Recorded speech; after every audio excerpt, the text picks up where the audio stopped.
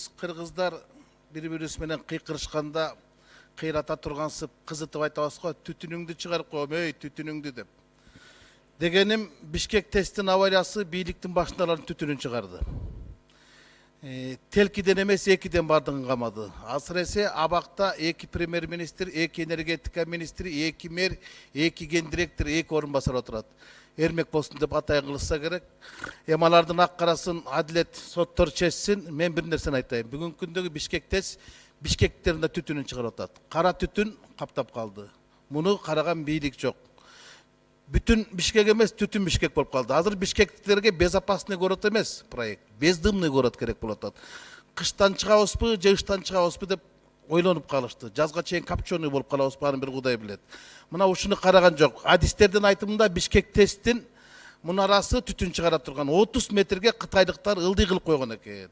Анан азыркы жагып аткан көмүргө дагы кандайдыр бир кара майды кошуп, түнү менен Бишкекти кара түтүн каптап атат. Илгери айтчу эле го Ала тоонун абасы ден соолуктун абасы деп. Азыр Бишкектер таза адамдарга эмес, таза абага зар болуп отурат. Мына ушуну иликтеп, жиликтеп чыксын ичкири. Экинчи маселе, 90 жылдык тарыхы бар Бишкекте номер 5 гимназия бар. Ал жерде Кыргызстандын Булуң бурчунан, Жети областынан таланттуу балдардын баардыгын жыйнап келип окутушат. Жатаканасы бар. Ошол жердеги ар бир балага, жатаканада жашап аткан балдарга күнүнө суткасында 60 сом бөлөт экен.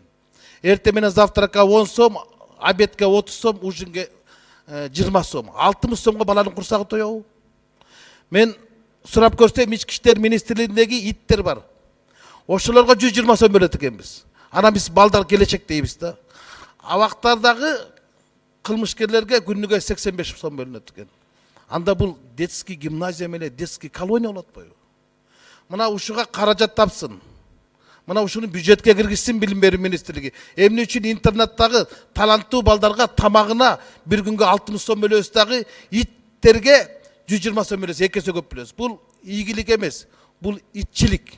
Ушуну жеткизип барыңыз өкмөткө. Бул деген өтө кооптуу маселе. Эрте менен ошо мектепке барсам, ата-энелерди айтышат, мугалимдерди айтышат, балдардын баары арыктап калган. Эми 60 сомго тамакка курсагың эмес, көзүң деле тойбойт болуш керек. Ушуну Ашырбек Майданович тиешелүү жетекчилерге жеткирип барыңыз. Жанагы Момбеков деген болбосо түтүнүңөрдү чыгарам деп атат деп кат эле эскертип айтып барыңыз. Рахмат.